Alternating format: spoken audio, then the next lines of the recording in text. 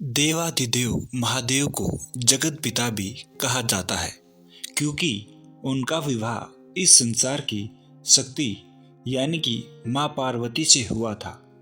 शिव और शक्ति के संयोजन से ही हमारी यह प्रकृति चल रही है।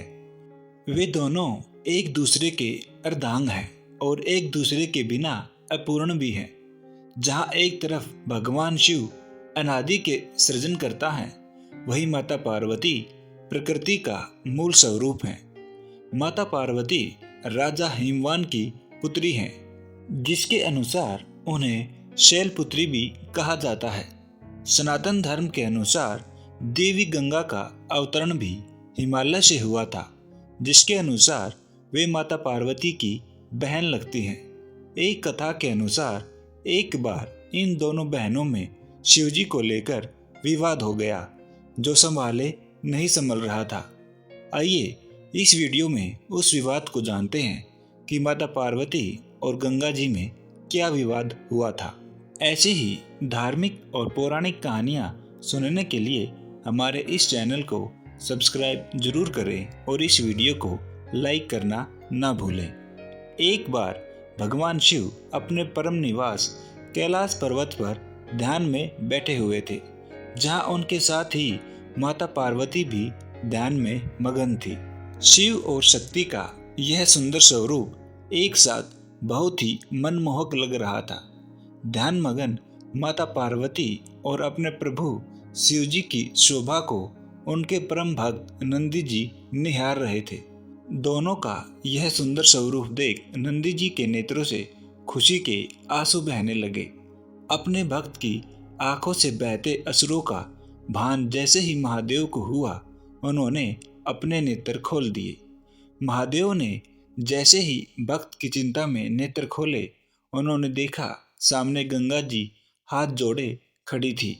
गंगा जी को देख महादेव हैरान होते हुए बोले, देवी गंगे आप? तो उत्तर में माँ गंगा बोली, हे आदि पुरुष, आपके इस रूप को देखकर मैं आप पर मोहित हो गई हूँ। कृपया कर मुझे अपनी पत्नी के रूप में स्वीकार करें। जैसे ही माँ गंगा के स्वर माता पार्वती के कानों में पड़े, वे हैरान हो गई।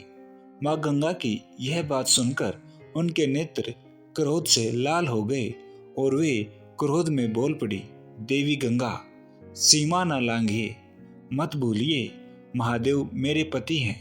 यह सुनकर ठिठोली करती हुई माँ गंगा बोली, अरे बहन, क्या फर्क पड़ता है? वैसे भी भले ही तुम महादेव की पत्नी हो, फिर भी देवादिदेव महादेव अपने शीश पर तो मुझे ही धारण करते हैं। जहाँ महादेव के साथ तुम नहीं जा सकती, मैं तो वहाँ भी पहुँच जाती हूँ। गंगा की यह बात सुनते ही माता पार्वती के क्रोध का ठिकाना ना रहा। उनके क्रोध की वजह से उनका मुख भयंकर लाल हो गया।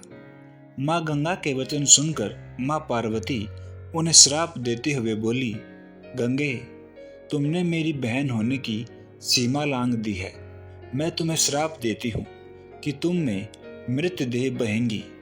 जग जन के पाप धोते धोते तुम मैली हो जाओगी। तुम्हारा यह अहम टूट जाएगा और तुम्हारा रंग भी काला पड़ जाएगा।